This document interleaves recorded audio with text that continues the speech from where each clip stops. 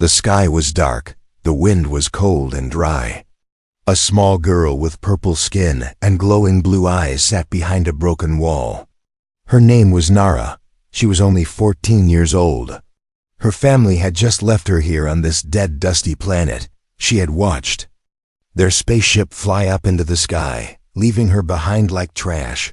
No goodbye, no tears, only silence.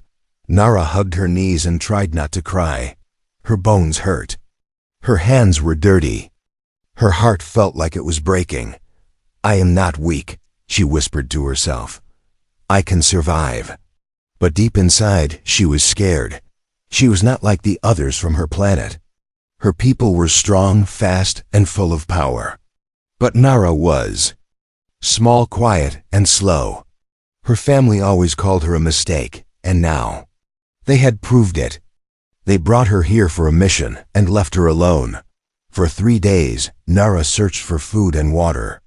She ate dry roots and drank from a broken pipe. Her clothes were torn. Her feet were bleeding. Every night, she looked up at the stars. She wondered if anyone was out there, someone who cared. Then one morning, she heard a sound, a ship. It was not her family's. It was something different, metal wings. Human design. Nara hid behind rocks and watched. A door opened. A man stepped out. He wore a simple brown suit and helmet. He looked around, scanning the area. More people came out behind him. All of them looked human. Nara had heard stories about humans. Her people said they were weak, soft, and emotional. But now they were here. On this planet. She picked up a sharp stone. If they tried to hurt her, she would fight, even if she was small. Then the man looked straight at her. His voice came through a small speaker. "We saw you," he said gently. "It's okay.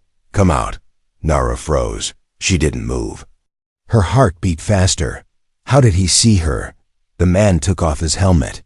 He looked older than her, maybe 35 or 40. His hair was dark and his eyes were kind. "My name is Reed," he said. "We're not here to hurt you." He placed a small box on the ground and stepped back. The box opened. Inside was food. Warm, soft, and fresh. Nara's stomach growled. She hadn't eaten real food in days. But she didn't trust him. Still she waited. An hour passed. The humans sat near their ship, but they didn't come closer. They just waited. Finally, Nara came out slowly. She moved like a wild animal, ready to run. She picked up the food and stepped back. Reed smiled. "You're safe now." Nara didn't answer. She didn't know if she was safe, but for the first time in days, someone saw her. Someone cared. That night, she sat far from the humans but close enough to feel their warmth. She watched them talk and laugh. They gave her a blanket. She didn't ask for it.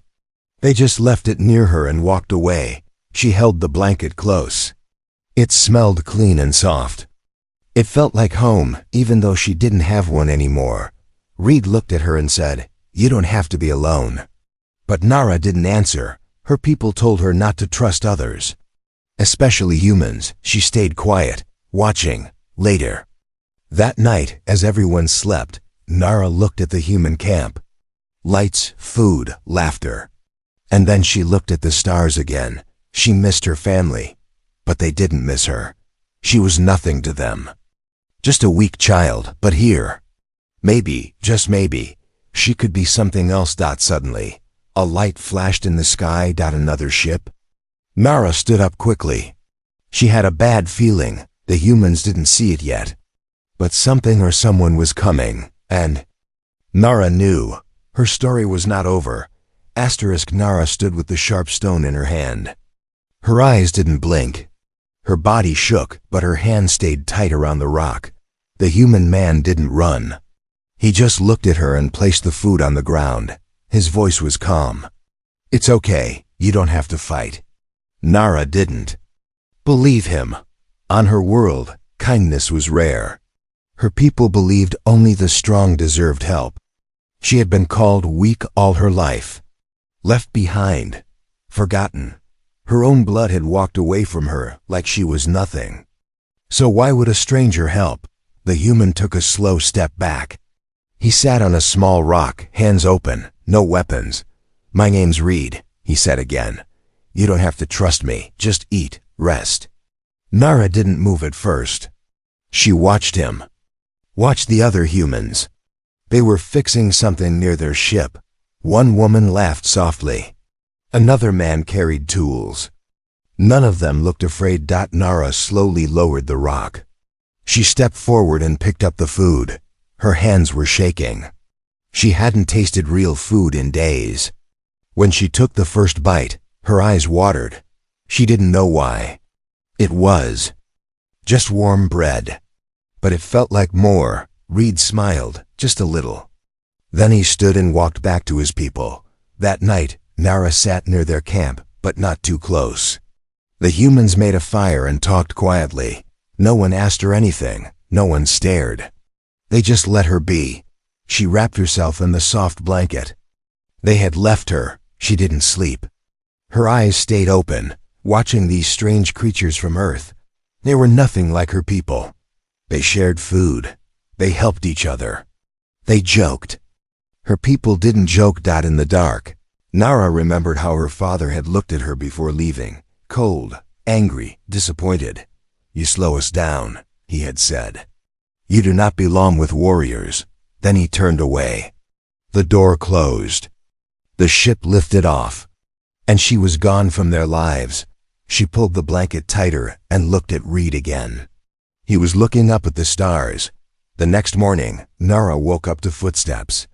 Reed was standing near her, holding a small metal cup. "Hot. Drink," he said. "Safe, sweet." Nara stared at him. Then, slowly, she took it. It tasted like fruit and warmth. He sat across from her, not too close. "Do you have a name?" he asked. She stayed quiet. "That's okay," he said. "You don't have to tell me yet." They sat in silence. For the first time, the silence didn't hurt. Later that day, a storm came. Red dust flew across the sky. The wind roared. The humans moved quickly to cover their equipment. One of them shouted. They needed help with the tent. Before she could think, Nara ran forward and helped them. Her hands were fast. She knew this kind of wind. She held the lines while the human crew tied them down. No one told her to leave. No one pushed her away.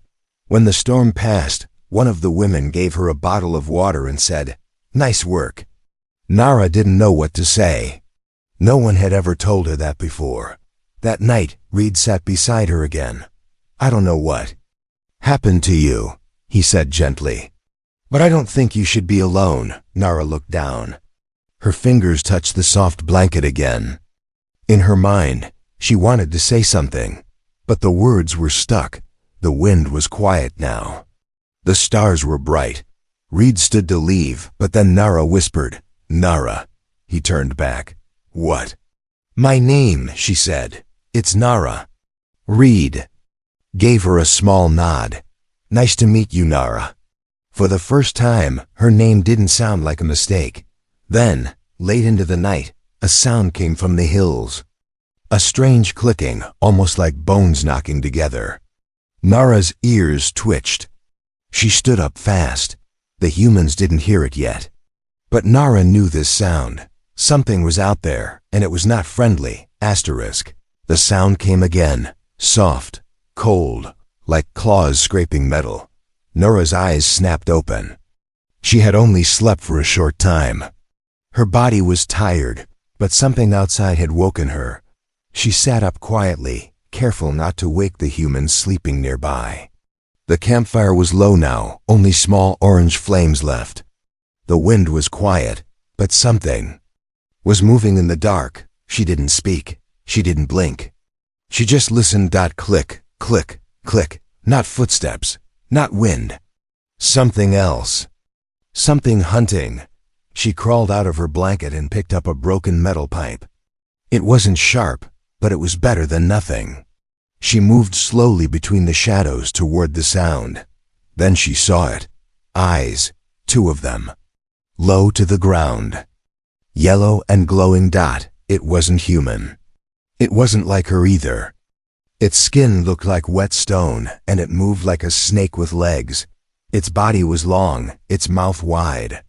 Teeth like glass. Nara took a step back. The creature froze. Then it ran. Straight for the camp. She shouted, "Wake up!" Reed jumped to his feet, grabbing a tool from the box beside him. The rest of the crew followed, confused and half asleep. "What is it?" Someone shouted. The creature crashed into the side of the tent, tearing through it like paper. Another one followed behind it. Then another. 3 of them. Nara swung her pipe at the first. It hit, but the thing barely felt it. It turned and snapped its jaws at her. Reed ran in with a metal rod and stabbed it in the side. It screamed and twisted, its yellow eyes full of hate. The crew fought hard. Nara moved quickly, dodging claws and teeth. She had never been trained like her brothers, but she remembered how they moved. She remembered how they fought. She copied them. She was fast now, brave. She didn't think, she just acted. One of the humans was hurt, a bite on the leg. Nara dragged him behind a rock while the others pushed the creatures back with fire. Finally, after what felt like forever, the creatures ran. They disappeared into the dust, their screams fading. Into the hills. Silence returned. Everyone stood still, breathing hard. Reed looked around. "Everyone okay?" "Eli's hurt," one woman said, pointing to the bitten man. "Not bad," he groaned. "Just stings." Reed turned to Nara. "You saw them first." She nodded slowly. "You saved us." She didn't know what to say. No one had ever thanked her before. They sat together near the fire again. No one went back to sleep. One of the crew members, a younger man named Josh, looked at her and said, "How'd you know they were coming?" Nara answered, voice low, "They hunt by sound. I heard their claws before they got close." Reed raised an eyebrow. "You've seen them before?" Nara hesitated. "Not these, but something like them, on a training moon, long ago." "Your people trained you to survive?" Josh asked. "No," Nara said. "They trained my brothers. I watched. When they didn't know I was there." The crew went quiet. Reed stared at the fire for a moment. Then he stood up and walked to the edge of the camp. He picked up a small round object from the dirt. It was blinking. A soft blue light. "What's that?" asked one of the crew. Nara's eyes widened. "That's a signal beacon," she said. Reed turned it over. "It's old and cracked, but it's still active. It's sending a message." He opened his wrist device and linked to it. A broken voice came through. "Unit 3 left behind. Not important. If still alive, ignore." The voice was deep, familiar. Nara's face went pale. "It's my father," she whispered. The message played again. "The weak one. She's not a warrior. Leave her." Reed looked at her. "They sent this on purpose." She said nothing. Her eyes stared at the beacon like it was poison. "They made sure no one would help you," Reed said. "They didn't just leave you. They made sure everyone else would too." Nara stood up slowly. Her fists were tight. She looked out into the darkness, where the monsters had come from, and in her chest something burned. Not fear, anger. She wasn't the weak one anymore. Nara threw the signal beacon as hard as she could. It hit a rock, cracked open, and stopped blinking. Still, she didn't feel better. The message kept playing in her head. "If the weak one is still alive, ignore her. She is not one of us." Her own father's voice, cold, final, as if she had already died in his mind. She walked away from the camp, far into the rocks, not wanting anyone to see her cry. But Reed followed. He didn't speak right away. He just sat down beside her on the ground. The wind was quiet, but Nara's chest was loud with hurt. "They wanted me gone," she said finally. "They made sure no one would come looking." Reed didn't argue. "Yeah, they did. I wasn't even dangerous," she whispered. "Just slow. Just different. Reed looked at her.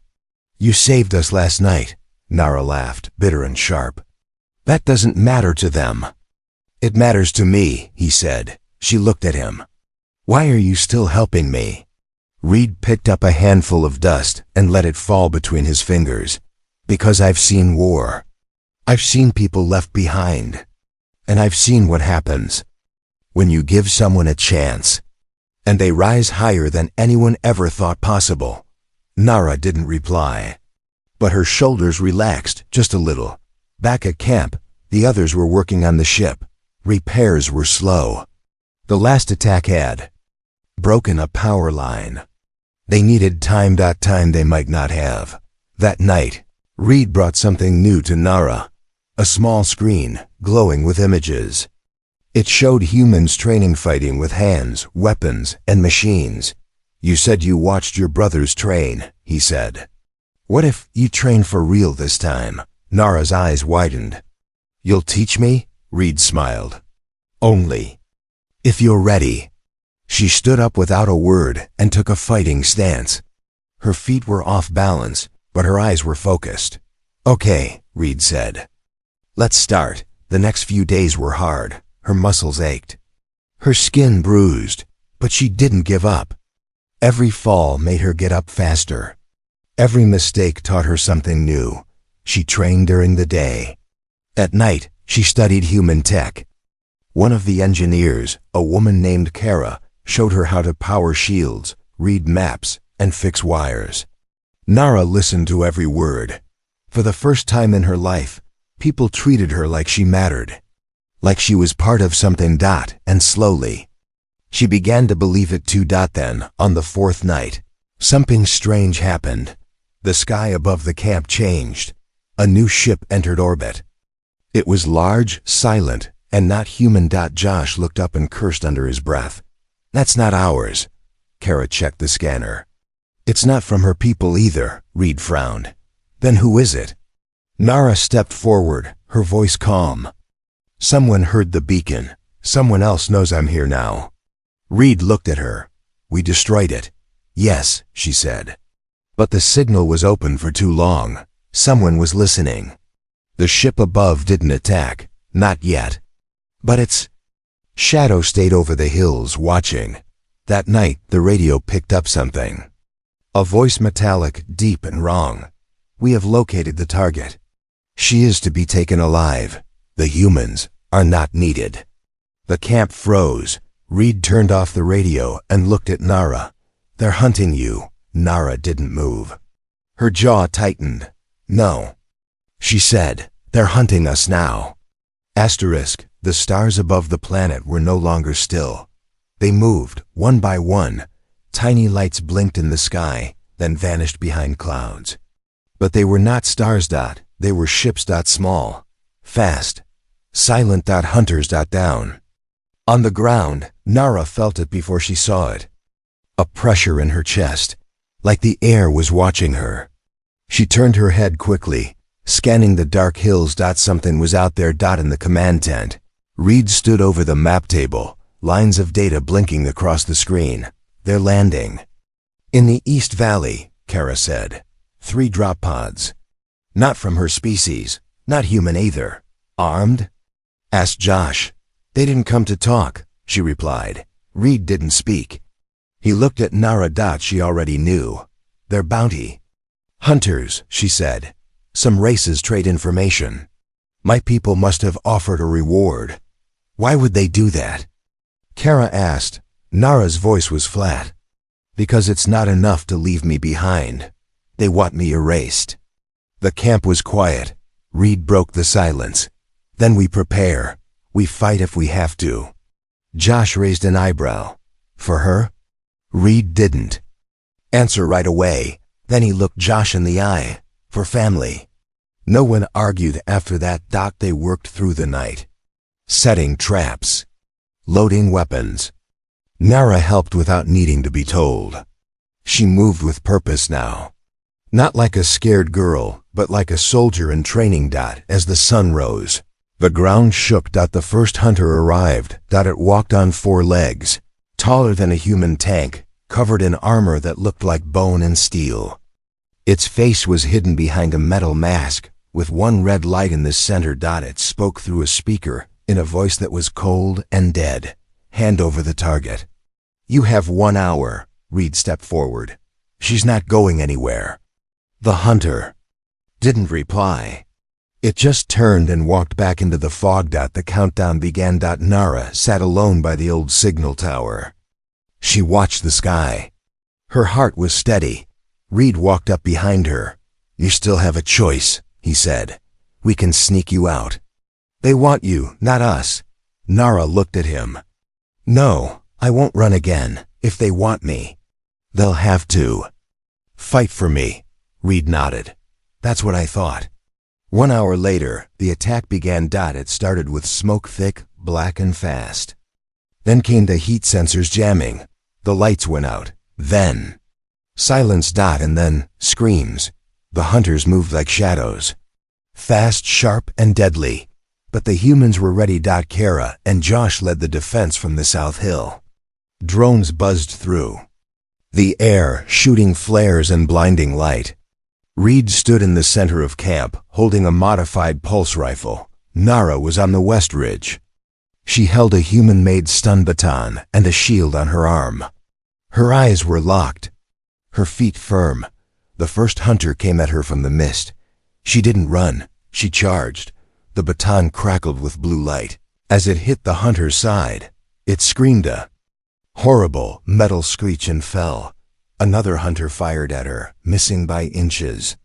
She rolled behind cover, her shield taking the next blast. She wasn't strong like her brothers. She wasn't fast like the others from her world. But she was something else. She was brave. From the center of the camp, Reed saw her fight. For a moment, he forgot she was ever called weak. She wasn't a burden. She was the reason they were still standing. Hours passed. The battle moved from hill to hill. Bodies burned. Sparks flew. Finally, as the last hunter fell, the fog began to clear. Silence returned. Smoke rose from the broken machines. The humans stood bruised, burned, breathing hard. Nara limped back into camp. Her leg was bleeding, but her eyes were bright. Reed met her with a grin. "Told you, you're one of us now." Nara smiled just a little. Then, something caught her eye. A small data chip, half buried in the dirt near the dead hunter. She picked it up and handed it to Reed. Kara plugged it into the ship's console. A message popped up on the screen, encrypted, from her homeworld. Line blinked in alien script. "Eliminate the girl. Dead or alive, she must not return." Nara stared at it. Her family had not just abandoned her, they had put a price on her life. The camp was burning. Ash fell like snow. The sky glowed orange, thick with smoke. Metal twisted and cracked in the heat. Somewhere in the flames, a human screamed. Nara stood in the center of the chaos, eyes wide, heart racing, all around her fire. Fear, destruction. And in her hands light, not fire. Not electricity. Something else. It had come from inside her. The moment the last hunter aimed at Reed, something inside Nara broke open. She felt heat rush through her arms, into her chest, into her hands. And then it exploded outward. Not just power, energy, golden, blinding, alive. Now the hunter lay in pieces. Reed lay beside it, breathing but hurt. And Nara was glowing. She dropped to her knees, shaking. She hadn't known this was inside her. No one did. Her people had tested her as a child. They said she had no power. They called her empty, but they were wrong. The humans rushed to her side, eyes wide with shock. Josh whispered, "What was that?" Reed coughed but smiled. "That was her." Kara helped Nara up. Her skin felt hot, like it was holding a sun beneath the surface. "I didn't mean to." Nara started. "You saved us," Reed said. Again. But Nara's hands were still glowing faintly. She looked at them like they were strangers. "This isn't normal." "No," Kara said. "It's something better." They moved quickly. After that, patched wounds, rebuilt shields. They had survived, but just barely. Nara didn't sleep that night. She sat by herself, staring at her hands. Why now? She whispered. Why didn't it come before? No answer came. Only the sound of wind over ash. In the morning, Reed called the crew together. He showed them the chip Nara had found. Message from her family still blinked across the screen. Eliminate the girl, dead or alive. She must not return. Everyone went silent. They're not just afraid of her, Reed said. They're terrified. Because of her powers? Kara asked. Because of what she represents, he said. She's not weak. She's something new, something they can't control. Nara looked at the message, then at the crew. If they want me dead, they'll send more, Reed nodded. And next time, it won't be just hunters. Nara stood tall now. Her fear was still there, but behind it was something stronger. Fire. I'm not hiding anymore, she said. I want to fight, train harder, learn everything, Reed smiled. Then let's begin. They moved the camp deeper into the hills. Harder to find. Easier to defend. And every day, Nara trained.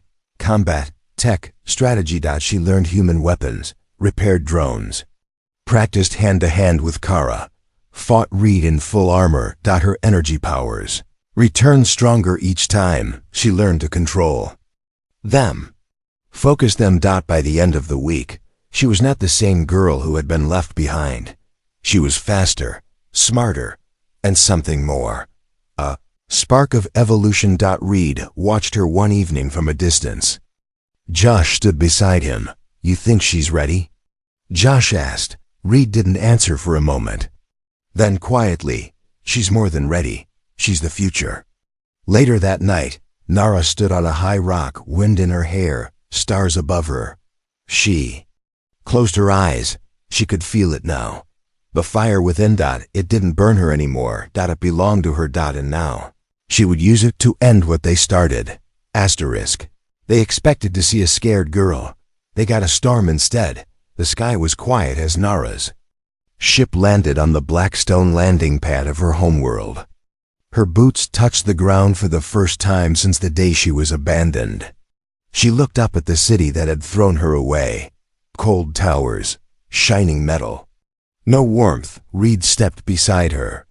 Kara, Josh, and 2 others followed. Humans, outnumbered. Outsiders. But they didn't look afraid. Neither did she. In her hand, Nara held no weapon.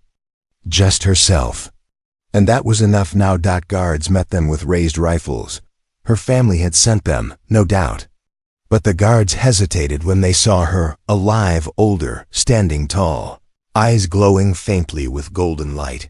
A council elder appeared. His face was sharp and proud. Beside him stood Nara's father. He stepped forward, his voice hard. You were told never to return. Nara didn't flinch. You told the galaxy I was weak. A burden, worth nothing. You proved it, he said coldly. You were soft, broken. No, she said. I was different. And you were afraid of what you couldn't control. The air around her began to shimmer. The light inside her rose slowly, dancing in her.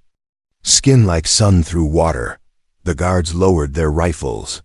Fear crept into their eyes. Reed stepped up, voice calm but clear. She saved us. Fought hunters you couldn't. Controlled power you dismissed. Kara added, she led us when we could have died. That's what leaders do. That's what warriors should be. Nara's father stepped back. His face stayed cold, but his eyes flickered with something else. Regret or fear. The elder councilman spoke. And now you come here, why? Nara stood still. Not to beg, not to belong. Then what? She looked past him at the other young ones watching from the tower windows. Curious, silent. I came, she said, to show them that different isn't broken. And to tell you that I am not yours anymore. Reed smiled behind her. You left me behind, she continued. But a stranger picked me up, fed me, taught me, fought beside me. She looked over her shoulder at the humans, my family. There was silence. Then someone from the council moved forward. A younger woman. She spoke in a soft voice. You've changed. Nara's eyes were steady. No, you just never saw me. She turned around, walked back to the ship. The humans followed. She didn't need to prove anything. She already had. The ship rose into the sky, leaving the city behind. Stars filled the windows. Reed sat beside her. You okay? She nodded. Better than okay. Josh leaned back. So what now? Nara smiled for real this time. We find others like me, she said. Others the world left behind. Kara grinned. Start a crew? No, Nara said. A family. And far out in space, past broken stars and dark planets, a signal blinked dot this time, not a warning, a message. To anyone who was ever told they were a burden, come find us. You are not alone anymore.